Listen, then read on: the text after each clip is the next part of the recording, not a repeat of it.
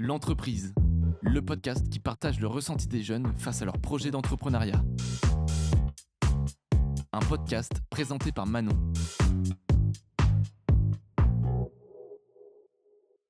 Quand je suis arrivée en école de communication, tout le monde nous a toujours dit « un jour vous travaillerez en école de communication », mais personne ne nous a jamais dit « un jour vous créerez votre agence de communication ». Et pourtant toi Elsa, tu l'as fait, donc je te laisse la parole, dis-nous tout, présente-toi. Du coup moi je suis Elsa, j'ai 24 ans, j'ai fait comme toi ISCOM à Rouen, pas à Lille comme toi du coup. Et j'ai fait 5 ans d'études. J'ai eu pas mal d'opportunités pro qui aujourd'hui m'ont amenée à créer, durant ma 23e année, mon agence de communication. Et voilà, aujourd'hui ça va faire un peu moins d'un an que l'agence Bonheur existe et que ça fonctionne bien, tout roule, je m'éclate dans ce que je fais plein de nouvelles rencontres, que ça soit au niveau professionnel, réseau, d'autres talents jeunes aussi et puis aussi au niveau de la clientèle, voilà. Ouais.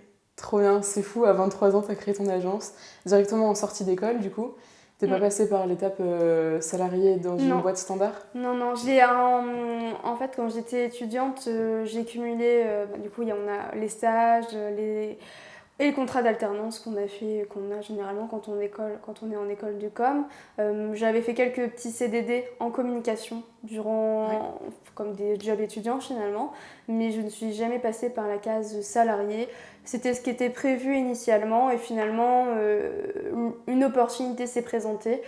Voilà, j'ai lancé ma boîte, on est deux dans la boîte en fait, j'ai une associée qui typiquement c'était mon ancienne tutrice de stage et d'alternance, ça fait plus de 3 ans maintenant qu'on se connaît.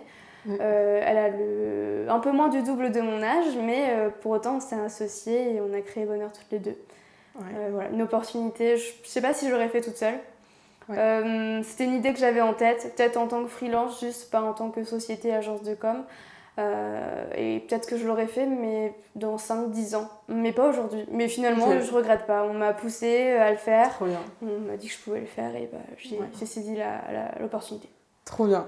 Pour commencer, pour vraiment introduire l'agence Bonheur, je te propose de faire un petit jeu. Je te pose quelques questions et tu réponds du tac au tac, ok ? C'est parti. Alors plutôt école ou entreprise ? Entreprise. Plutôt autodidacte ou mentorat ? Autodidacte. Solopreneur ou cofondateur ? Cofondateur du coup. Alors c'est du service ou du produit ? Service. En B2B ou en B2C ? B2B.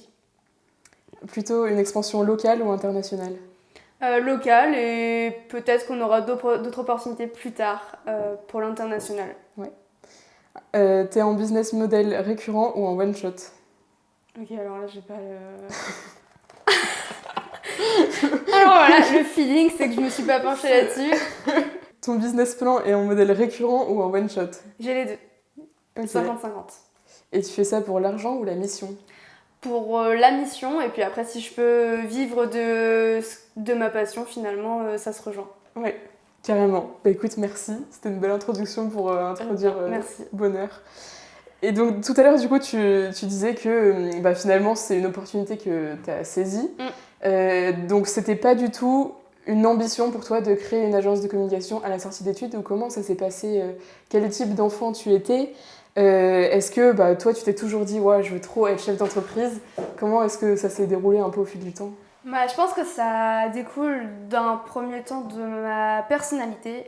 J'ai eu la créativité de la part en fait, des deux parents. Côté maternel, c'était le trait dessin et l'autre plutôt la photographie. J'ai un père qui est photographe professionnel et la musique aussi. Donc j'ai baigné vraiment dans ce côté un peu artistique, etc. Après, le côté aussi unique où je suis une personne j'ai appris en fait à m'amuser seule, à faire des activités seule. Alors ça peut paraître triste, mais j'ai adoré, je ne voulais pas de frères et sœurs, donc j'étais très bien toute seule. Et du coup, je pense que j'ai gagné en autonomie et grâce à, on va dire là-dessus, la base ça va être ça.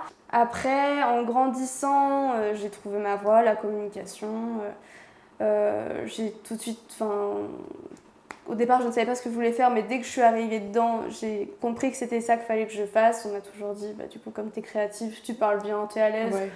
Voilà, ça tirait bien, la communication. J'ai eu mes premiers stages. J'ai eu un stage qui s'est mal passé où ça n'a pas du tout matché, que ce soit moi côté entreprise et l'entreprise aussi avec moi. Donc on a mis rapidement fin à ça. Et là, ça a été une grosse période de remise en question où du coup on se dit attends, en fait la com c'est pas pour moi. Est-ce que je suis une grosse merde, clairement. Et finalement, dès la rupture de ce stage, j'ai trouvé une entreprise. En fait, j'ai vu une annonce pour une entreprise, une agence immobilière du coup, sur Rouen, qui cherchait leur futur stagiaire. J'ai envoyé mon CV et ma lettre de motivation. Moi, je conseille à fond de tout miser là-dessus, faire un CV original, quelque chose vraiment qui est dans l'ADN de l'entreprise, parce que du coup, ça peut donner des opportunités après, par exemple. En tout cas, c'est plus facile du coup d'intégrer la boîte. Ouais. Je pense qu'ils ont flashé sur ça. J'ai eu une réponse en 2 heures pour un entretien le lendemain. Et dès l'entretien, au moment de l'entretien, feeling, j'ai été moi-même. Et puis, on m'a dit, ok, très bien, écoute, tu peux commencer là quand tu veux. Et c'est ici, du coup, que j'ai rencontré, en fait, dans cet entretien, la personne qui viendra, du coup, mon associée, en fait, sur ce projet. Ouais. Et c'était, du coup, il y a 3 ans. Donc, j'ai fait 3 années de stage et une année d'alternance là-bas. Et ce qui peut aussi jouer, je pense, dans ce côté autonomie, c'est que finalement, j'ai jamais vraiment de tuteur communication dans ces boîtes-là. Mais après, ça m'allait bien. Autodidacte, du coup, comme on l'a vu aussi dans le jeu. En soi, c'est de l'entrepreneuriat au fil du temps qui s'est développé. Mais quand tu étais petite, c'était la créativité. Voilà, je pense que ça joue beaucoup sur la personnalité, l'encadrement, le côté débrouillard, en fait, tout simplement. Après, il faut aimer. Il y en a qui n'aiment pas... qui aiment bien être encadré, avoir plutôt le côté un peu être managé que manager ou ce genre de choses. Donc je pense que ça découle beaucoup de ça. Et du coup, j'ai saisi l'opportunité après. Ça fait 3 ans qu'on travaille ensemble, on a bien matché dans le fonctionnement. L'idée, c'était d'être salarié de cette entreprise après 3 ans. Et finalement, en fait, la communication dans cette boîte-là a été vue finalement d'autres personnes, parce que l'objectif de la communication, c'est d'être visible. Et on nous a demandé s'il n'y avait pas moyen de faire des choses ensemble, et du coup on s'est dit ok, si on ouvre une agence de communication, on peut travailler pour plein de gens. En fait, on a déjà des clients en fait qui sont ok pour travailler avec nous, donc pourquoi pas tester d'autres milieux et puis répondre aux demandes finalement. Mais voilà, c'était vraiment ça tout le processus. Ok, c'est trop intéressant dans le sens où finalement toi tu te voyais salarié après tes études, vraiment responsable communication dans une boîte, et juste une opportunité s'est présentée et du coup tu t'es dit ok, il y a un chemin qui s'ouvre à moi, autant le prendre. Et du coup l'entrepreneuriat de base n'était pas envisagé juste après tes études? Pas juste après les études. Plutôt 5-10 ans après. Alors je m'étais déjà posé la question de freelance, etc. Pourquoi pas. Mais j'avais un peu cette peur de si je me mets en freelance, moi j'aime bien quand même quand je suis un peu sûre de ce qu'il va y avoir derrière. J'aurais peut-être préféré être salariée avec pourquoi pas une petite option freelance si vraiment je vois que j'ai des clients, etc. Mais je veux pas me mettre freelance ou à mon compte si pendant peut-être 6 mois, il n'y a pas de sécurité financière. Alors après, on a la chance, on a le chômage, même si on a fait une alternance, mais c'est quand même assez limité. Et puis je suis une personne qui a bien profité de la vie, voyager, etc. Donc j'ai aussi besoin... J'adore travailler, j'adore mon métier vraiment, j'adore la communication vraiment. Mais c'est clair que si on peut en vivre et après pouvoir quand même... profiter à côté, c'est aussi un bon compromis, un bon combo, je sais pas comment on peut dire. Carrément. Voilà. Ça c'est marrant parce que je pense pour le coup on a 2 profils différents quand même à l'ISCOM. Parce que toi quand les profs te disaient un jour vous travaillerez en agence, t'étais là en mode peut-être que je serai salariée dans une agence, alors que moi je suis très révolutionnaire, j'aime bien contredire un petit peu, et je leur dis tout le temps mais non, c'est moi qui va créer l'agence, personne ne parle d'entrepreneuriat à l'école alors que c'est quelque chose d'hyper important quand même. Et toi comment tu l'as vu le fait que tout le monde... Pour tout le monde, en fait, pour l'esprit commun, c'est logique d'être salarié après ses études. Est-ce que pour toi, c'était logique aussi ? Je pense aussi qu'il y a aussi deux personnalités qui font... Alors, t'as les gens qui vont plutôt vouloir viser une grosse entreprise. Ouais. Quitte à se fondre un peu, mais pour participer à des gros projets qui se voient partout à la télé, etc. Et moi, je faisais plutôt partie de ceux qui, pour le coup, vis-à-vis de ma mauvaise expérience dans une grosse entreprise, préféraient être dans une petite entreprise, quitte à être toute seule dans mon service communication, comme je l'étais dans l'agence immobilière, où ce que je fais, en fait, je touche à tout. Ouais. Et ça a vraiment une importance. On tape à mon bureau parce que j'ai mon bureau. La référente communication, c'est moi et c'est pas une équipe de 40 à 150 personnes, enfin, sans voir, voilà. Et moi, je l'ai toujours vu comme ça. Je voulais quand même que ce que je fais soit vraiment mis en application, que ça soit... Enfin, vraiment avoir de l'impact finalement pour l'entreprise et de le ressentir sans me fondre parmi une grosse masse, une grosse équipe finalement. Ouais. Même si les gros projets, c'est génial. Oui, ça peut moi, être je me voyais plus comme ça. Quitte à gagner moins du coup aussi, parce que par exemple, entre une grosse entreprise qui est sur Paris, etc. et ici, je m'en fiche, je veux juste faire ce que j'aime et être épanouie au travail. Et c'est aussi ce que je prône beaucoup pour la boîte et son développement après. Ce sera de s'éclater en fait dans ce qu'on fait et avoir envie de se lever le matin pour venir travailler finalement. Oui, mais c'est carrément important. C'est carrément important. Et surtout que là, du coup, j'ai vu que tu commences à recruter. Est-ce que ça, j'imagine, c'est des valeurs que tu prônes du coup à tes stagiaires, futurs alternants aussi. Tu leur dis, voilà, chez nous, c'est ça, c'est ça. Enfin, ça, c'est trop bien de pouvoir créer une ambiance complètement, un monde en fait autour de l'agence Bonheur. Et c'est toi qui guides tout, ça va être trop cool de se dire, ok, nous, les rituels, c'est ça, tu sais, t'instaures tout ce que tu veux. Parce que t'es chez toi, tu fais ce que tu veux, et les gens te suivent en plus, c'est trop bien. Oui, complètement. En effet, du coup, j'entame le processus de recrutement. Alors là, ça commence par une personne qui sera avec moi en alternance. Là, j'ai aussi 2 stagiaires actuellement. Et comment ça se passe ? En fait, je pense que même pour eux, c'est différent parce que déjà, et même je leur dis directement, vous avez 20 ans, j'en ai 24, j'ai encore plein de choses à apprendre, j'ai aussi à apprendre de vous parce que on a tous un peu ces spécialités, etc. Et même pour les entretiens d'alternance, j'ai adoré faire ça, même si du coup, on a des fois ce problème un peu de légitimité par rapport à l'âge. On se dit, attends, mais j'ai eu en entretien des personnes qui avaient 26 ans, je viens d'en prendre 24 tout fraîchement, donc c'est aussi... ça peut être un peu gênant des fois, mais les personnes que j'ai eues, elles étaient prêtes à ça, etc. Et c'était pas du tout un problème pour elles.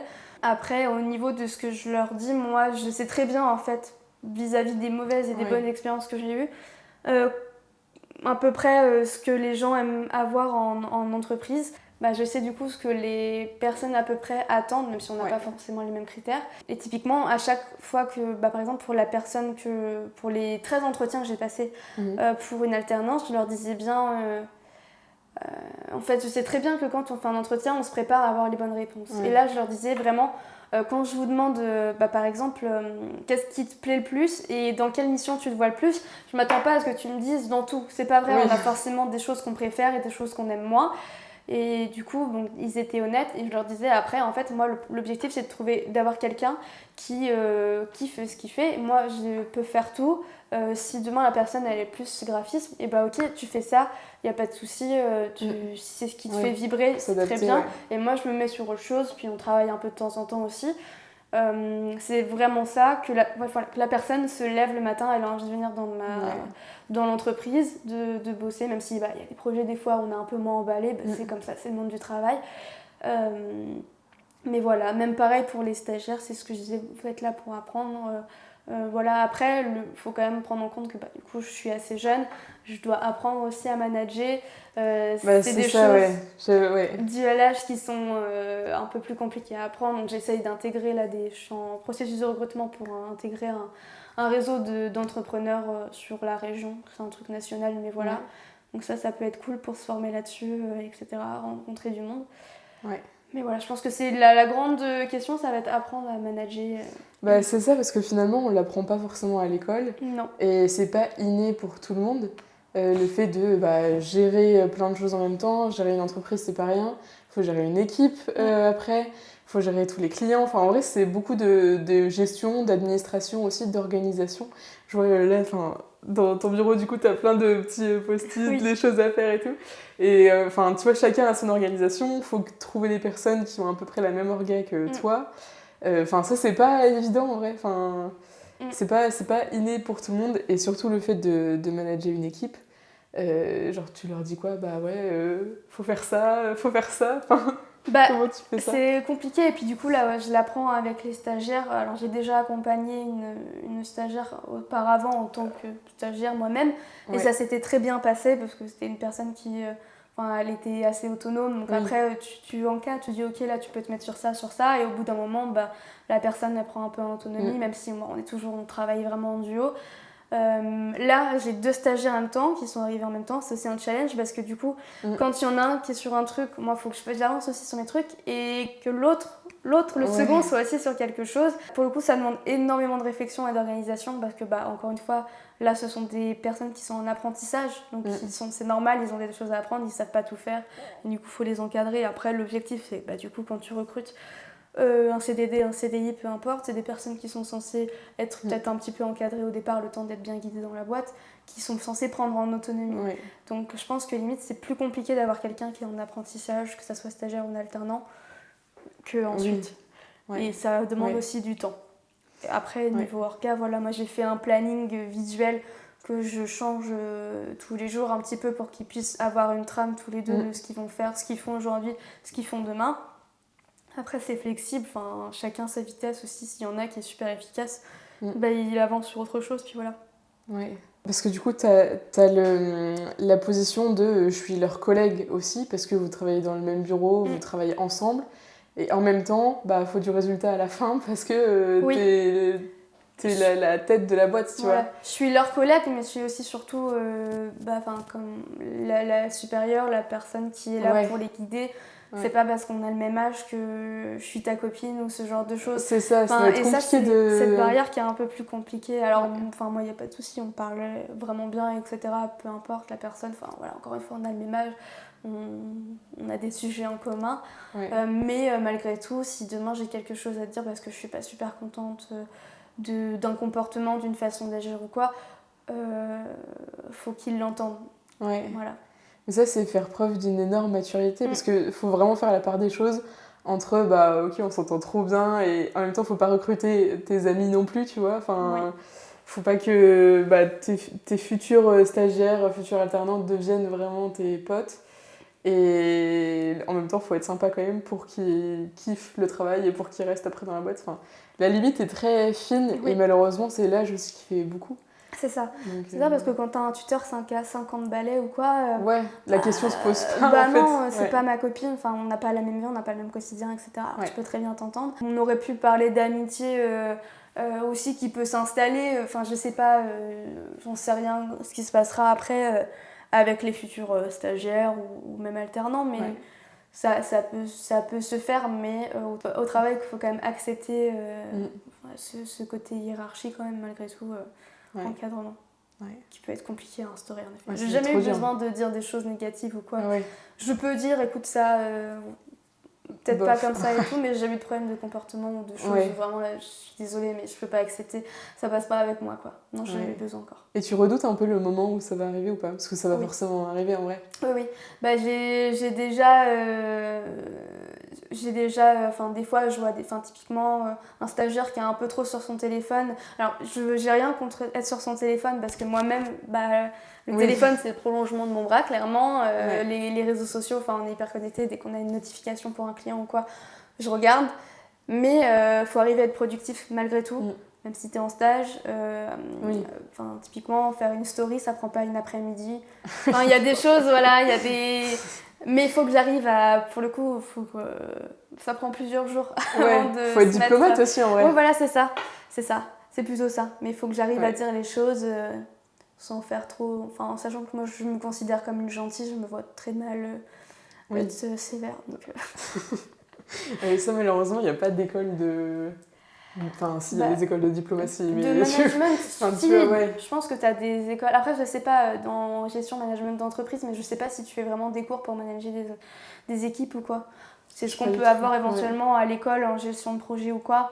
Chacun a sa place, il y a toujours un leader dans un groupe. Oui. Souvent, j'étais quand même la personne... Alors, je lidais pas forcément le groupe, ça dépendait de l'ambiance générale. Après, si je voyais qu'il y avait aucune personne qui prenait en main, je le faisais avec plaisir, quoi. Et même, on sent qu'il y a des gens qui ont besoin d'être encadrés et qui en ont besoin pour être guidés, etc. Et c'est une place que j'avais un peu plus quand même dans les projets de groupe généralement. Ouais, bah là-dessus, on est pareil. Ouais. Ça m'étonne pas. Là-dessus, parfois j'aimerais me faire guider, tu vois. Oui, mais juste être là en mode allez, vas-y, dis-moi ce que je dois faire et je le fais. Mais en même temps, j'y arrive pas. Genre, j'ai toujours ce truc après, faut l'accepter. Hein. Moi, j'ai pas de mal, mais par contre, si je suis pas du tout d'accord sur le fonctionnement ou quoi, je vais aussi dire écoute, là, réfléchis un peu plus, je suis pas certaine.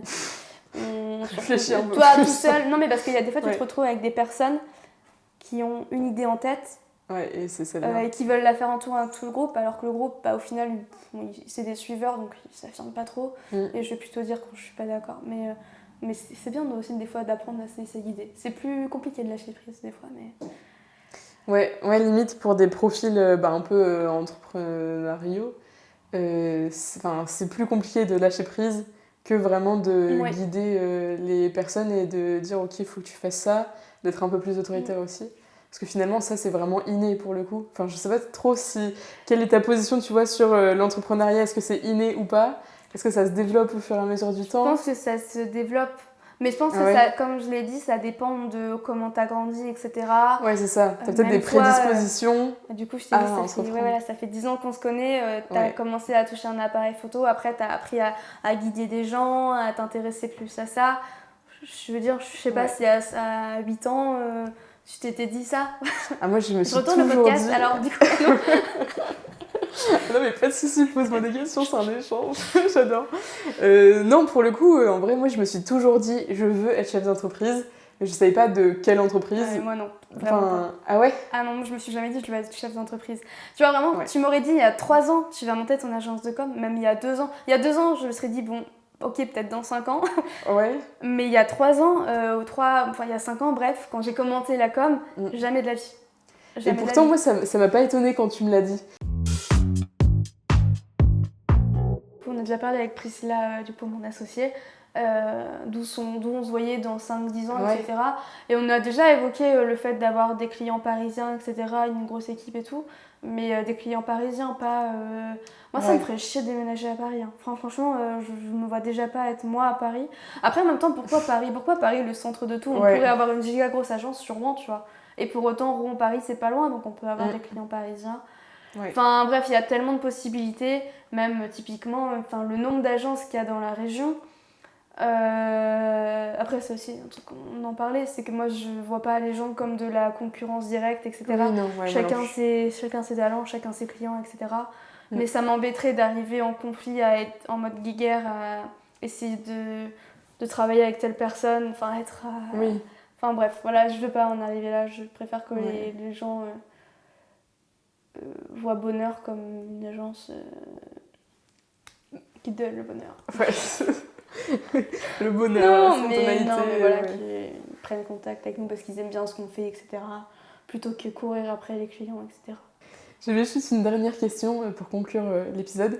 Quels seraient tes conseils, du coup, toi, jeune entrepreneur, 23 ans, qui a créé une agence, quels sont tes conseils pour toutes les personnes qui sont peut-être en école de communication, qui savent pas forcément quoi faire plus tard, qui savent pas vers quoi s'orienter et peut-être qui veulent tout simplement créer leur agence aussi? Mon conseil, ce serait vraiment de saisir les opportunités que vous avez. Même si vous avez un doute, vous n'êtes pas sûr à 100%, enfin c'est normal de ne pas être sûr à 100% que ça va être bénéfique pour vous. Et vous essayez et puis au pire vous arrêtez. Avant d'avoir cette opportunité-là, en fait, j'ai eu une expérience vraiment, on peut dire, merdique dans une entreprise où ça s'est pas bien passé du tout, où j'en ai pleuré, où j'ai tout remis mes compétences en question et pour autant le lendemain, c'est ce qui m'a permis finalement de rebondir et de tomber sur cette opportunité qui m'a menée où j'en suis aujourd'hui. Si vous voulez vous lancer vraiment, il faut avoir conscience que on n'est pas sur du 30, du 35 heures, qu'il faut vraiment bosser, etc. Et surtout faire des choses qui vous plaisent. Que ça soit dans la com ou pas du tout. ne lancez pas un business, un truc qui vous fait pas vibrer parce que faut que ça vous plaise sur la durée en fait finalement. Si ça vous plaît que un petit peu de temps en temps, ça sert à rien parce que ça tiendra pas. Ça se verra ou vraiment, enfin faut que les gens ressentent que vous êtes passionné, que vous prenez vraiment à cœur ce que vous faites pour eux dans le cas où c'est un métier de service notamment. Oui, carrément. Bah écoute, merci beaucoup Elsa pour l'interview, merci pour l'entretien.